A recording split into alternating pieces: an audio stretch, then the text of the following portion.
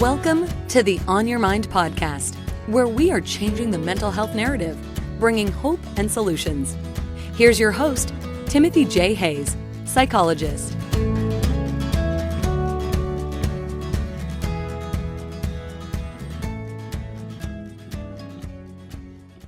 Kristina Driskill is a performance expert, author, and self-sabotage specialist who helps driven people understand the hidden mental patterns that quietly undermine confidence, performance, and fulfillment. A former international opera singer, Kris began studying the inner mechanics of performance during her doctoral research on performance anxiety, which led her into deeper work exploring the relationship between mental fitness, self-sabotage, and human behavior. Well, Kristina, it's great to see you again. Thanks for joining me. Thank you so much for having me again. It is an honor and a pleasure, and I'm excited to be here. Well, I'm curious what you can share with us about what it is that wanted to be born that resulted in this book, 29 Everyday Phrases. This book is actually something that came out of me from a larger body of work that I have been working on. And it was from a chapter. It was born from a chapter that I am calling linguistic forensics. So the premise of everything and the premise of all my work really is investigating the kinds of things that we do that keep us from having our maximum potential when it comes to performance and well-being and relationships. And so when I started doing that from an investigative space, it really took any of the judgment out of it. It took the work out of it and started making it, a little bit more lighthearted and fun, at least for me. And people are enjoying that as well. So that's the kind of energy that I had behind that. This kind of investigative energy of what is it about the way that we talk to ourselves and others that kind of creates either opportunity and empowerment or self-sabotage. And so I was thinking about this. I started realizing that there were certain things that were being said all the time by people. It was showing up when I was on calls with customer service agents, showing up in my clients, showing up when I overheard people standing in line at the grocery store, hearing it from family members. And there was a series of phrases that I noticed were just very common. They were being used all the time.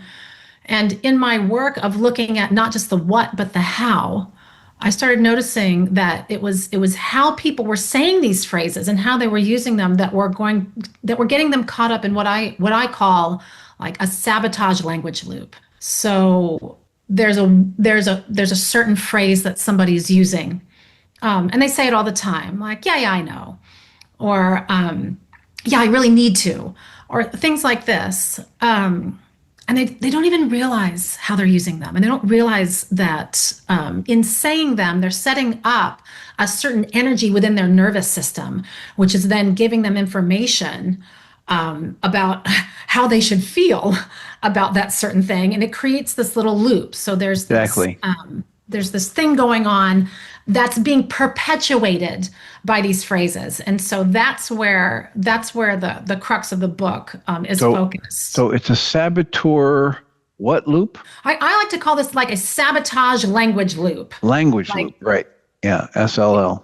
Yeah, it's in these things that we're saying over and over and over again. Like, for example, I have a friend who every time he brings something up that's very, it's a challenging type thought, like it's a challenge. And then someone else will say something that's a rebuttal to that challenge. And he'll go, I know, which negates everything that he just said a minute ago. And it's a pattern. I see it all the time, right? I used to think I had a bad memory. And so I spent a lot of time looking for books and buying tapes and going to seminars to improve my memory. Every single course that I took either referenced this research or they had replicated this research. And the research said that in a moment where I think I don't remember something, if I say, oh, I can't remember, I'm programming myself to not let it come to conscious awareness. It's in there. Yeah. right? I've been through this. I read the book. I saw the man's picture I can almost see his picture on the back of the book cover, but I can't recover his name or the book title. In that moment, if I say I can't remember, statistically significantly more often, I will not remember. If in that moment I say it'll come to me, lighthearted, just like, oh, this is one of those things where the brain's busy doing other things, statistically significantly more often, it will come to me. So what this means is there's a part of my brain that's listening to what I say. It's exactly, I'm programming. Exactly what I was thinking. Yeah, I'm programming myself. And that's exactly what you're saying, right? And so this is something I've been talking to people about for years, decades now, because this forensic linguistics that you're doing is a wonderful thing because it's so powerful as a dynamic in what creates my experience of life day to day. And if I'm unaware of it, then I can't work with it and manipulate it and create something I prefer more. And that is what this is. This is excellent. An awareness tool. It's a door opener, an eye opener. Well, and I love you talking about how you're out there living life and you're hearing these same patterns of expression and recognizing, wow, there's a loaded energy around that, right? This is a very negative kind of an energy around that phrase. And that's what I noticed, that there was a set of what I refer to, I mean, someone else may refer to it differently, but I refer to it as these core sabotage language patterns, that each one of these things that we say has some sort of pattern to it that gives us the tone or the energy behind whatever the words that are. Because I make it very clear, it's not the words themselves, right? There's nothing wrong with these phrases.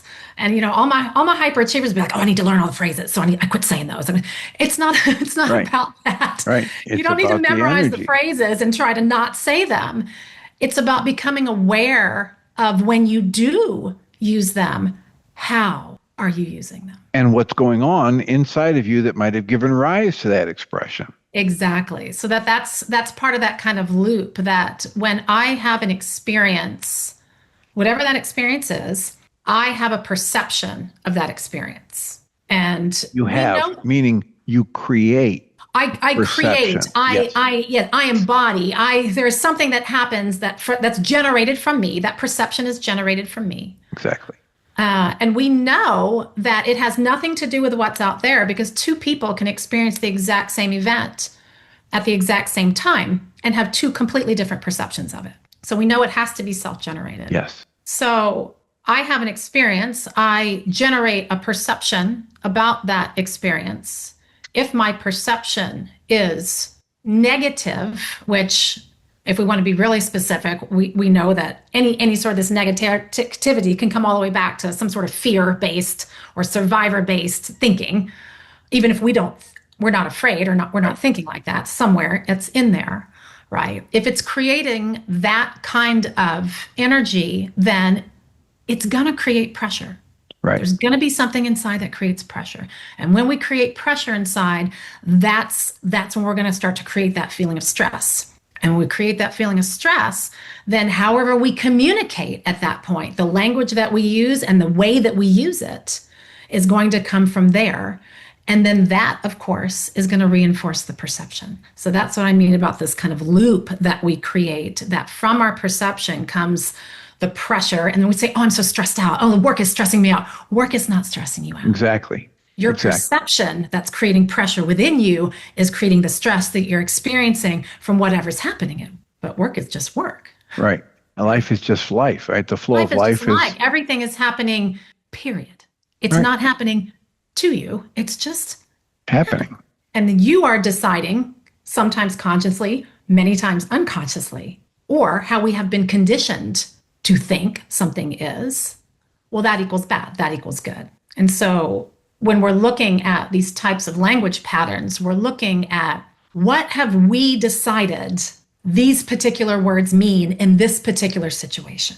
And it can be different for different people, and it can be different for the same person in different circumstances. So once we start to learn what the patterns are, then you have the awareness and you can make a choice. If you don't even know, then you're not going to be able to make a choice. But once you become aware, right, That's the opportunity. And one of the things that is so powerful in your work for me is the idea that when that pressure comes up, and because I've said this expression, and it's an everyday expression. I didn't even know there was any potential to it until I read your book. Now I say that phrase, and I go, oh, and I realize, wow, then I can do an internal check-in, like a quick mental inventory, and use the felt sense experience of the moment to get reoriented, right? To understand. And by reoriented, I mean to get reoriented to my previous observation that my thoughts are just fluid and they're thoughts, and they're not the thing, and they're not the essence of my being. So I can change my relationship to those thoughts in that moment as I just focus on this. And there's something about what I'm doing with my thought right now that isn't congruent because it's creating this tension. And just focusing on the tension helps me stop creating it. And I will say something about that I think is important for smart people to hear. And that's the process that you are describing. Number one, it is so freeing and so liberating because you realize that you do not have to be stuck in that. You're going to feel that feeling. Just like we talk about that analogy, positive intelligence, and Shirzad Shamin talk about that analogy, putting your hand on the hot stove, right? Like when you put your hand on the hot stove, you're going to feel the pain, right. But now it's your choice, right? Whether you put your hand there or not. And also the other part of that people use a lot is they think, the way we work with our mental pains, this whole thing about staying safe, right? My ability to determine that it's not a good thing to have my hand on the stove, right? The essence of this is, at the mental emotional level, if I have some kind of an interaction happen that I don't like, I lodge it mentally as like, I better watch for that and never let that happen to me again. I'm like, it's got to be top of mind and I can't trust people. But at a mental emotional level, we do that and we think that's okay or normal or useful. But think about it. Do I really need to think all day, every day that stoves are hot, don't put your hand on it? Do I need to have that as a mental distraction? No. Right? The awareness in the moment is far more important than the adherence to beliefs. And going back to the smart people and the premise of this, you've studied this for a very long time. I've studied this for a very long time. It's not something that just because you're smart, you're automatically going to do it.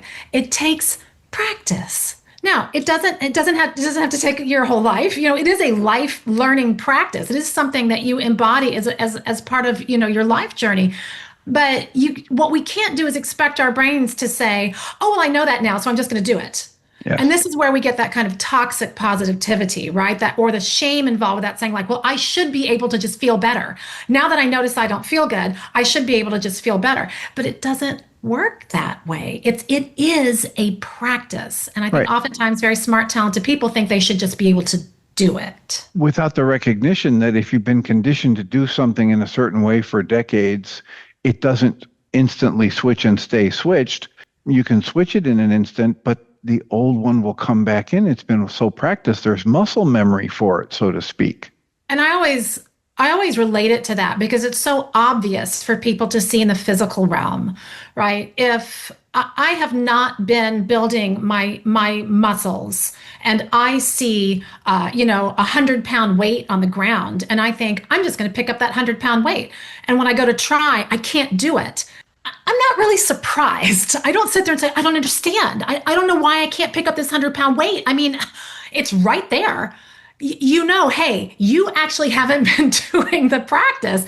You haven't been doing the work to build the muscle to lift the 100-pound weight. But if you started with a 5-pound weight and then you came back with a 10-pound weight a couple weeks later, I bet you in a month you'd probably be able to lift a 20-pound weight, and so on and so forth. And the stuff that we do in our brains is exactly the same. You have to, quote unquote, build your muscles in your brain, even though we know it's neural pathways and it's electrical, chemical, it's the same premise. It's just that you can't see it, but you got to think about it the same way. It takes the same, you got to show up. You got to go to the gym, so to speak. You got to start at the level where you're at and you got to build yourself up. You do, you see the results. And if you do, you see the results. I am living proof of that in my own life. And it's one of the reasons that I find so much joy in doing things like, creating these bodies of work like 29 everyday phrases, because I was that person And I think we all are occasionally anyway. It doesn't matter if you've done the work or not. It's just part of being human. But I was that person who was using my language in self-sabotaging ways and not even realizing it. With impatience toward my husband, or with frustration towards something that I wasn't feeling like I was doing fast enough for myself, or putting the pressure on myself. I need to, I have to, I should. These kinds of things, and not even realizing what was happening. And if you'd asked me, like, are you self-sabotaging yourself? Are you aware that I would have been like, I'm not self-sabotaging. Look at me. I'm running my business and I'm courageous and I'm putting myself out there and I'm doing all this work. I would have thought that was ridiculous. I didn't know. I wasn't aware. Right. You weren't seeing what was actually happening with you. Yeah. Once I became aware and once I started practicing, it's not difficult practice. It's just practice. It shifted everything for me, everything. That's why I say I wake up now and I actually do truly generally say I feel wonderful, because I do. It's a completely different way of living. My relationship with my husband has taken a 180, completely different in the ways that we are able to communicate with each other, the relationship that we have, the closeness that we have. Because the energy and attitude that comes with my words is not from a frustrated, agitated, impatient, smart, intelligent, talented person who has a lot going on. I'm still that person. But I realize now that the way that I speak is always a choice. Always. And that the practice of it takes a little bit more energy at first, but the more and more and more you practice, just like that 100-pound weight, it takes a lot of effort and energy at first. But after you've built it up to a certain point, it's quite easy. Well, and it has its own momentum after a while, right? Yeah, you used to not be able to do it. Now it's natural. Now it becomes inhabited, just like brushing your teeth. When you were a child, you went all over the place. But now, like you said, as far as like this same thing with the hot stove, you don't think about it anymore. But it comes with building the skill. It's a skill. So this book is about bringing awareness to what we're doing so that we can then, now you can't say, I didn't know. You know, you can't unsee it now. And at the end, you realize you have a choice. I can take my new found awareness and do nothing and continue to be like that. And if you are enjoying the way that that feels, then great. You know, you go right ahead. If you are not enjoying the way that it feels, if you're not enjoying your everyday experience, if you're not seeing that with love and curiosity and compassion and, exploration, then the choice is yours. Then maybe you'll be willing to try something else. The choice is yours. Yeah. So what do you hope for this book? What's the, is it part of a bigger plan that's unfolding? Is it a standalone offering? It is I will put it this way. This is not a fixer. This is not a problem solver and a fixer. As I said, it's an awareness tool. It's an eye opener. It's a door opener so that now now you have a choice. Now you can read this and gain a lot of insight and maybe start making some shifts for yourself just from having that awareness. And that would be awesome. It's my hope that this would bring a level of awareness to people that would at least allow them to consider what's going on for them or say, hey, I want to learn how to shift this. So for me, the next step in this is past the awareness of these language patterns and the kinds of common words that we use them in, and going into going into the archetypal patterns of these saboteurs that bring this kind of language forward, and starting to recognize, okay, well, what's that for me, right? And do I have a dominant pleaser saboteur? And if so, how is my pleaser bringing forth this particular phrase or these kinds of phrases in these kinds of circumstances?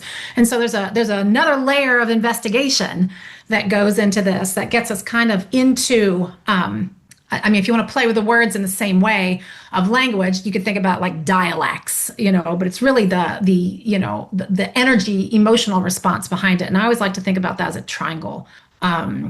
And I kind of describe it as, if you think about the lower part of the triangle, the base being lower frequency energy or fear-based energy, survival-based energy, negativity, that's down here. And the top of the triangle, you think of higher frequency energy, positivity, love-based energy, however you want to think about it like that. And then on the three corners of this triangle, we've got on the bottom here, in this lower frequency energy, we've got repressive and we've got reactive. And at the top of the triangle, we have responsive. And these three choices are always available to us with anything that we're experiencing. You can either go to a repressed energy about whatever it is, you can go to reactive energy about whatever it is, or you can go to responsive energy about whatever it is. And so as we start to get into the how of what we're saying, we start to notice how it can come from one of those three places, noticing which one we are defaulting to for ourselves based on what we're saying, and then starting to get into using the saboteur archetypes to recognize it more easily within ourselves, so that we can make those shifts. Excellent. So we're either repressed, reactive, or responsive. Yeah.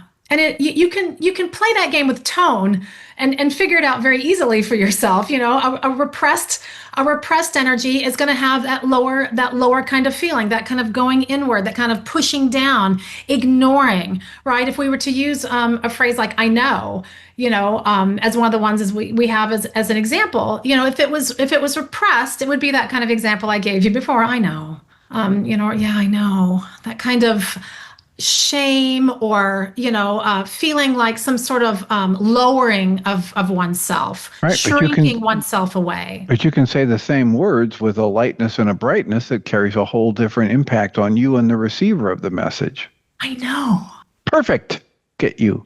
So here's my look at me as a straight man. I know. Right. So there's our three right there. We've got the one that kind of shrinks us away and pulls within and lowers ourselves. We got the one that pushes out, the reactive, right? I know. You know, we've got that sharp energy, the one that's accusatory, annoying, impatient. And then the one that's curious, that delights with agreeing. I know. Oh, I know.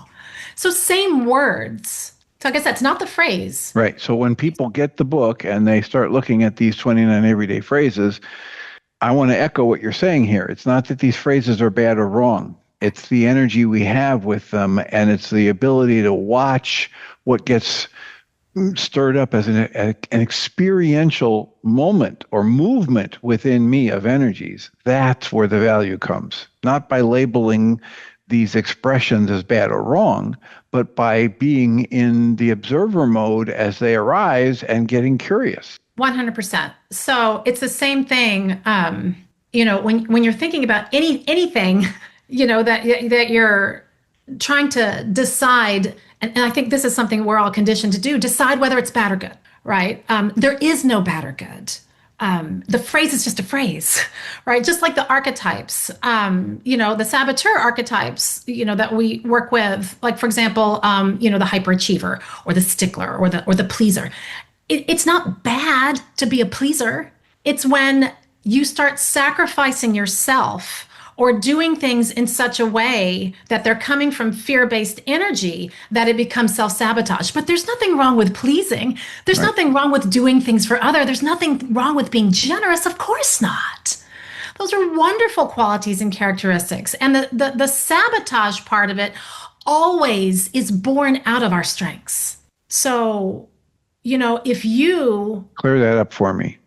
Well, the sabotage part of it is always born out of our strengths. Always born out of our strengths. So I'll give you an example from me as a child. Two of my top two saboteurs that I contend with are the stickler, which is similar to being like a perfectionist, and hyperachiever. And when I was a child, I always loved creativity. I loved creating things. I loved making things. I was a singer. You have this background, you know, in opera. And that came out of my childhood of expressing and creating, and being told how wonderful it was. So my little child brain said, hey, if I get love and attention, and if you're not thinking this as a child, if I get love and attention and affection and approval from important people, adults, peers, whatever, from doing this, well, then doing more of it should really secure my place in the human society, right? I should get more praise, more love, more affection, more attention. And so that little child brain saying, like, hey, doing more equals safety. And P.S., doing it really perfectly gets you even more attention. When you color inside the lines, when you start to make the little nuances, when you start to do everything like this, and you start to notice when you don't, people go, oh, that's nice. Well, wait a minute, I'm not getting the same amount of attention. So the fact that I had talent, the fact that I was very detail oriented and meticulous in what I created as a child, nothing wrong with that. That's wonderful. That's how we have artistic excellence. That's wonderful. But when it becomes, if I don't have artistic excellence, if I am not perfect, I'm going to lose that love and approval. When it becomes, if I'm not doing enough, then people are going to think that I don't exist anymore. I'm going to become irrelevant. I'm not going to get approved of. I'm just going to disappear. When it becomes that, now we're into sabotage. Because now we are coming from pressure and pushing and stress. And maybe it even comes with beating yourself up, giving yourself a hard time if you're not doing those things. And here we go with the loop again. And it gets reinforced and it gets reinforced and it gets reinforced as we grow up. And as you said, it's now decades when we get older of being told, if you don't do this, you're a failure. If you don't do this, you're not good enough. If you don't do this. And of course, because everybody else has the same experiences, they say those things to people and just say, yeah, that must be true now. It's sink or swim. If you're not doing the deal, then, you're never going to make it. These kinds of things that people say to others, reinforcing that belief inside. And so for me, the hyperachiever and the stickler were not born out of negative circumstances as a coping mechanism for survival. They were actually born out of, which happens a lot. For me, they were born out of positive circumstances. Right. And the positive reinforcement that sets up the desire for more, right? That's right. So they can come from, it doesn't really matter what kind of experience you're having as a child. Your little subconscious mind is trying to figure out how to survive. And it's going to take your skills. Like maybe one of your skills was like just not being seen, right? Maybe, mom and dad are over there arguing, having a big fit. And when you showed up, it blew up and got even worse. So you realize, man, when I kind of disappear into the background, do my own things, I don't get in trouble. They're not as mad. Everyone tells me how good I am. Oh, you're just the perfect child. You just sit there and do your own thing. So now I learned, man, avoidance is where it's at. There you go. So again, it was a strength in the right situations. But it became self-sabotage when I then started to avoid having meaningful conversations with my partner. Right. I started avoiding doing the work that would move me forward, so to speak. Yeah. So another way to say it is that even if the pattern that you're calling a saboteur was not born in an abusive crisis interaction, as you were just talking about, it might have been born from just the application of one of your strengths. The point is, as it arose within me, it was my attempt to make things better. Always. Your saboteurs, in the moment. They want to protect you. Right. They're just doing it in a really non-helpful way. Well, but they're doing it in this, let's just say, the world events just flooded in my head. They're doing it as though their only news channel is the negative fear news channel. Well, their only job is to keep you alive. Their only job is to help you survive. And the way they could be saying, do that by avoiding this thing, do this by doing more, do this by doing this perfectly, do this by worrying about it. In their mind, that's going to help you, but it doesn't help you. This is what's creating the pressure and stress. And so their mind, now we're talking about saboteurs as though they are external entities. They're actually people. And of course, we want to be clear, they're not, right? They're just patterns of thought that have been so well rehearsed in me that they feel like a part of me. And yes, it is me, but it is not, I think this is the best way I could describe this. It is me, but it is not my truth. Well, because in my truth, I don't operate from fear. No one signs up. I always say this. Who wants to sign up for my program? where I'm going to teach you how to feel disempowered and negative and jealous and frustrated and full of shame and guilty and jealous and, kind of just being like wallowing in a state of misery. Who would like to sign up? And surprisingly, I've never had anybody raise their hands. So that's how we know that's not you. You would never choose that. You never said, oh my gosh, I would love to feel miserable today. Oh my gosh, I would love to be a jerk. And so when we see that out in the world, even like somebody else with an energy or an attitude or behavior that we don't like, we can start to recognize, oh my gosh, that person is not choosing that. That person is steeped in self-sabotage right now. And we can have compassion for that. And again, it takes practice, you guys. You can have compassion for seeing it both in ourselves and then eventually in others as well, because no one would choose that if they knew how not to. So when you're doing this kind of exploration, right, and you're observing it and questioning it, am I really choosing this? Would anybody really choose to make their life miserable? You're bringing into your own field of thought the variety of perspectives you need so you can create a different set of conclusions. Right? You've created the conclusions about what this means and is it safe or am I scared? You've created all of those impressions for basically from the point of perception on up, right? So perception is something we actively create. We aren't even taught that. It's as obvious as the hand in front of my face that if you have 12 people watching an event and you interview them all after the event, you could get 12 separate impressions of what took place. Well, how is that happening? I mean, weren't they all at the same thing? Well, they were all at the same place, but they didn't all create the same perception. Some people focused on this little detail because they were artistic. Some people focused on this because they've got a lot of fear trauma in their life. Some people focused on that because they go to the circuit and they preach joy and aliveness. And so each of these people is going to create a perception that can be radically different from the people standing right next to them. But in our culture, we don't teach people that you are actively creating your perception.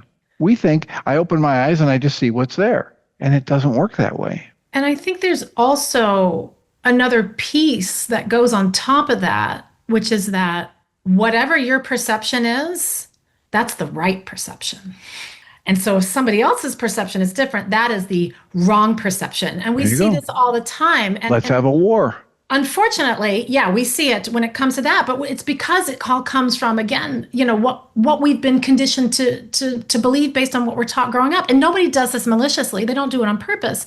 But we see it all the time. The child says, there's monsters in the closet. The adult says, no, there's not. Okay, so what I thought was happening was never entertained. So now I either feel unheard or that what I feel is not true or real. So now I don't know if I can even trust myself. And it goes into this whole right or wrong dynamic that is, again, perpetuated throughout all of our society and culture and creates discord, conflict, and if pressed far enough, yes, war, right? So we've got right, wrong model leading everything when really it's not right or wrong. That's all perception. That's all judgment. The only truth right. is that if I feel this and I don't like this feeling, and I would not ever choose something that I don't really like to feel, that must mean there's another choice. Right. There's an autopilot here that's producing this, and I have the option to choose something else. There must be another choice. And that is the premise of awareness here, that whatever you're experiencing, whatever language pattern you have come into for whatever you're using, is something that's happened probably over a long time. But it's one choice. It's one way you could do it, but it's not the only way. And now you get to decide whether you want to continue to do it that way or if you want to do it differently. And in this example you were talking about where the parents discard the concerns of the child and just say, no, there is no, trust me, there's no, etc. What the parent doesn't realize in that moment, the parent's only trying to be helpful. They want their child to relax and understand they're safe. But what they don't realize in that moment is they're missing an opportunity to teach their child how to do a little bit of scientific method and find out for themselves and trust their perception and question their negative thoughts, all of that stuff that the parent could start questioning. Well, why do you think that? What? Well, because I heard a noise. that's why I feel this kind of work is so important, because for every person who starts to become more aware, that person is not only going to do that inside, it creates a ripple effect. So how I figured out how I'm being and how I wish to be, and shifting my language and the way that my energy works through that language is going to affect my husband, is going to now affect how he talks to people, because he is feeling more, safe and cared for. So now he's going to talk to people differently, and it creates this ripple effect. So when a person who is connected to a child, whether it's their own child or they're a teacher or it's a relative or just in general, when they have that awareness and they start to shift the way that they are interacting and communicating in that way, that child starts to learn something that otherwise is not being taught as a whole. We're going off of this primal, no one taught me, so I'm not teaching you, and now you're growing up with it and you're not teaching the next person. This primal us versus them, stay in the energy of survival, when we are not in that situation 99% of the time, and yet we live like we are. Right.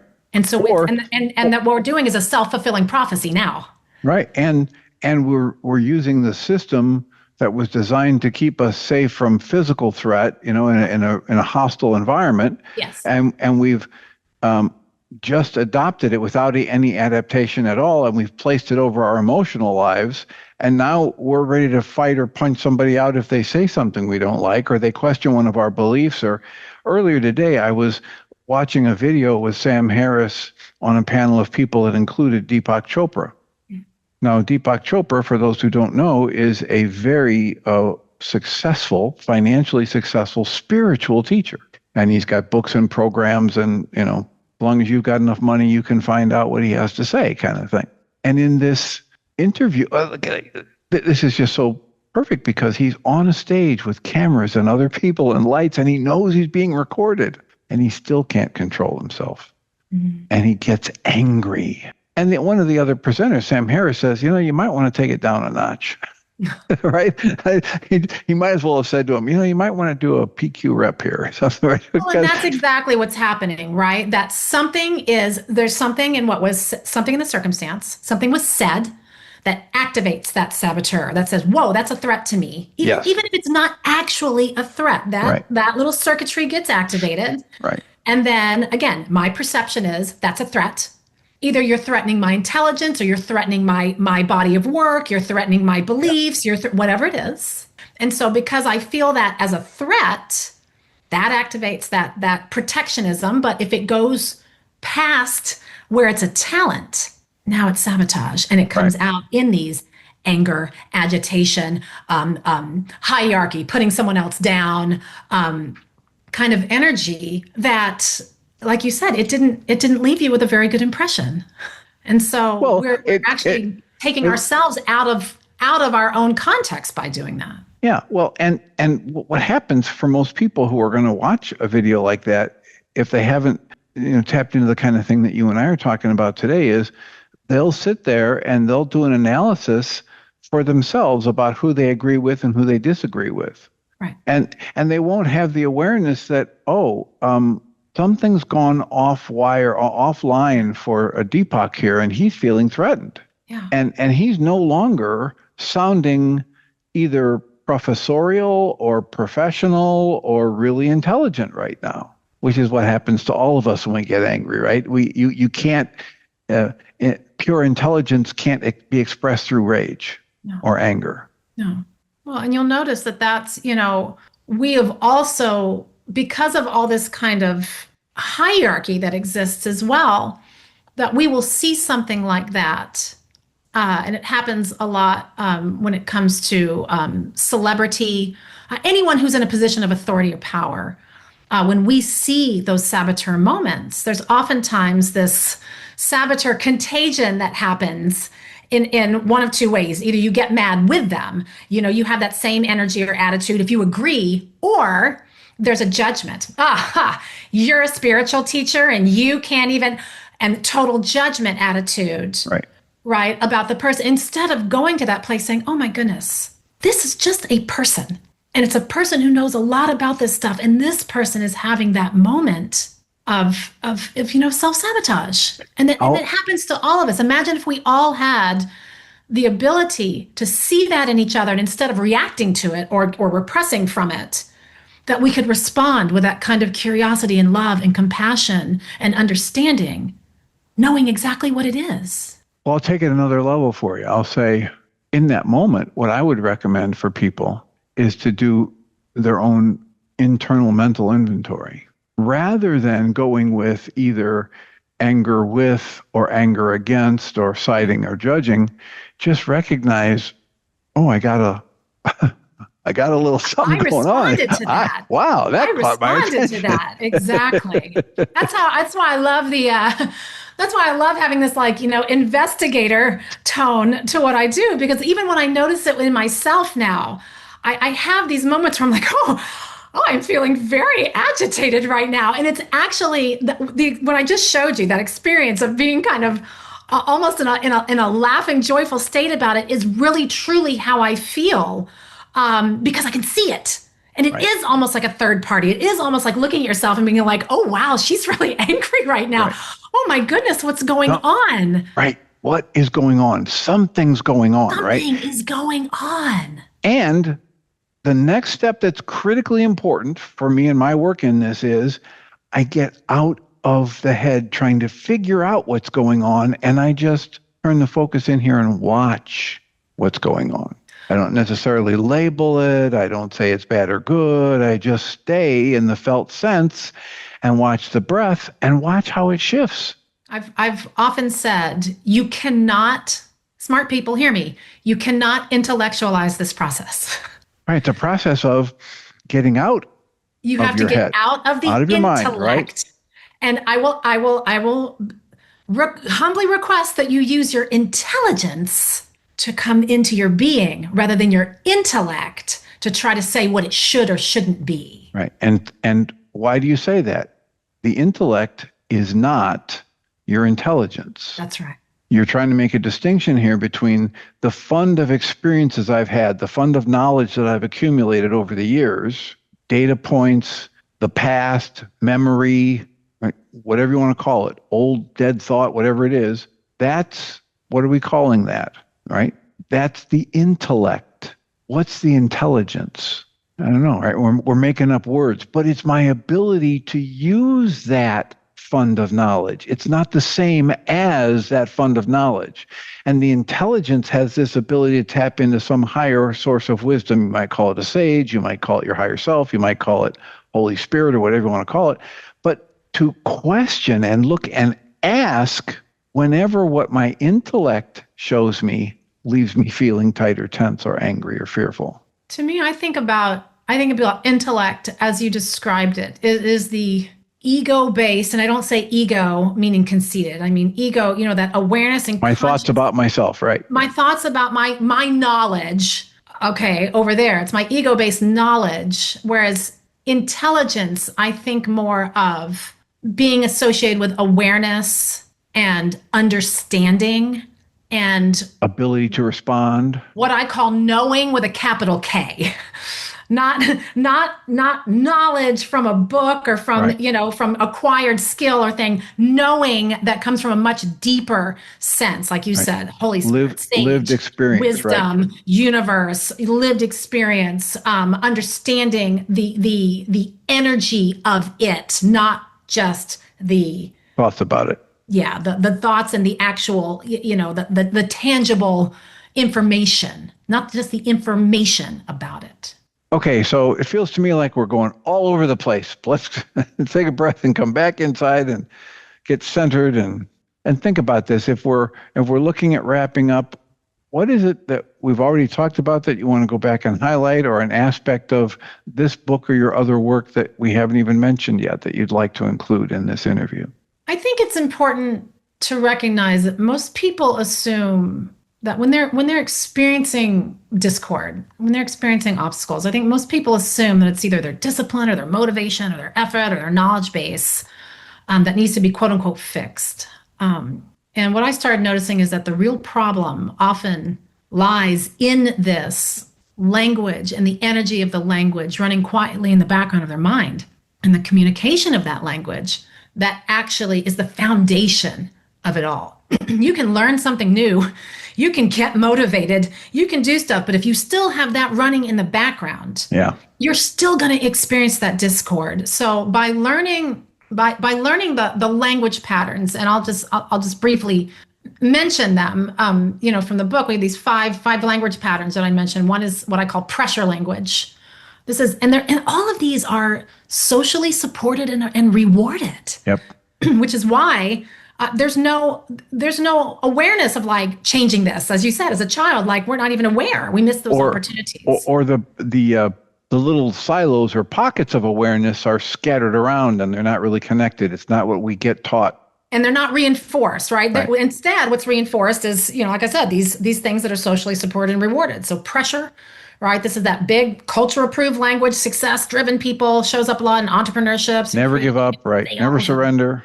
All that stuff, I'll sleep when I'm dead, ha, ha, ha, ha, ha. Yeah. All this kind of stuff, pressure language, right? Minimizing is one of the patterns. But of course, this is often seen in society as being so polite and so kind. And it's not a big deal. Don't worry about it. It's okay. That. Very, very repressive and suppressive. Shows up a lot in educating. It's not about me. It shows up a lot in volunteer, humanitarian work, education, to the point where the person is sacrificing themselves in the process. Maximizing language. This is what shows up a lot in power and confidence and leadership. So we see it a lot in the corporate world. We see it a lot in political worlds where it's, it's very much absolutes, spoken in absolutes. Whether that's true or not, right? Blame language, which is very popular today. We see this a lot going on. The concept of tribalism and the us versus them mentality, rationalization. This is protection. That all comes, can come into blame language. And again, we see it a lot in politics. We see I'm right, I'm wrong kind of thing, or they're the problem. That's the reason why. So there's blame language. And then the fifth one is avoidance language power. Let's not go there. Look, we don't need to talk about the avoidance part, okay? It's perfectly fine. Look, it's not really an important enough one. already. It's not an important one, right? And what's interesting about that is that it shows up a lot as, again, it's socially supported and rewarded as being peaceful, keeping the peace, being laid back. So no, we don't need to worry about that. And that may be true, but it also may not be true. And we're using that as default language. Right. And it's not the best approach for every situation. Exactly. Some situations you just want to let them be and they'll resolve themselves. But infections, you want to treat it, right? Clean the wound and get. So when you have minimizing, avoidance, or maximizing, right, all of these patterns taken to an extreme create our problems. Exactly. And so when we can start to recognize, oh, I'm using maximizing pattern right now. Oh, I'm actually using a minimizing pattern. I'm using a blame pattern right now. Again, once your eyes are open, once you see that when you say that, oh, just one more, I'm just going to do one more. I'm just going to write one more email.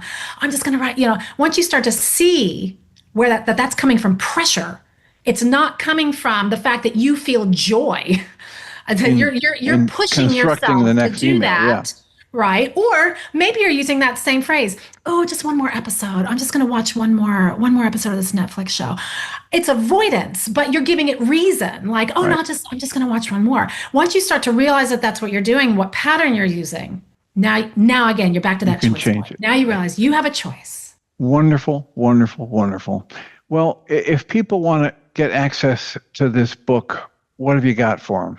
You can get access to this book on my website, and I'm giving this book as a gift. It is an awareness gift, so you can just pick this up for free on my website. The URL will be down in the show notes, but I will tell it to you as well. It is just my name spelled with K's, KrisDriskill.com/self-sabotage. Can go there and read a little bit about start your own little investigative journey. And at the bottom of that page, you'll see a place where you can pick up a copy of 29 Everyday Phrases, Secretly Sabotaging Your Success, if you get curious. Wonderful. Wonderful. Well, thank you so much for giving us a second go around at an interview here. It's delightful. And I have a hunch that you might be doing some more things in the future. And if you do and publish them, please let us know. Yeah, I just told you there's a bigger piece in the works that I will be happy to share with you. Excellent. It's available, and we'll have a chat about that if you wish. Well, this has been a blessing. Thank you so much. Appreciate it. I look forward to our next contact. Thank you very much. I appreciate your time. Thanks for having me. Kristina Driskill is a performance expert, author, and self-sabotage specialist who helps driven people understand the hidden mental patterns that quietly undermine confidence, performance, and fulfillment. A former international opera singer, Chris began studying the inner mechanics of performance during her doctoral research on performance anxiety, which led her into deeper work exploring the relationship between mental fitness, self-sabotage, and human behavior. Through her writing, speaking, and the Saboteurs Slinking in the Shadows YouTube podcast, she investigates what she calls, quote, crimes of the mind, close quotes. The internal voices and patterns that create unnecessary stress, pressure, and self-conflict. Her work focuses on practical ways to improve performance, well-being, and relationships. Chris holds a Doctor of Musical Arts in Performance from West Virginia University and a certification in Social Emotional Arts from the UCLA Arts and Healing, part of UCLA's Department of Integrative Medicine. Her work draws on the evidence-based research of positive intelligence and her years of experience mentoring high performers across many fields. You've been listening to the On Your Mind podcast, offered by Journey's Dream, where we support people through mental health challenges to a place of true and lasting well-being. If you love our show, we invite you to visit onyourmindpodcast.org to join the conversation, access the show notes, and discover our helpful resources. Thank you for listening.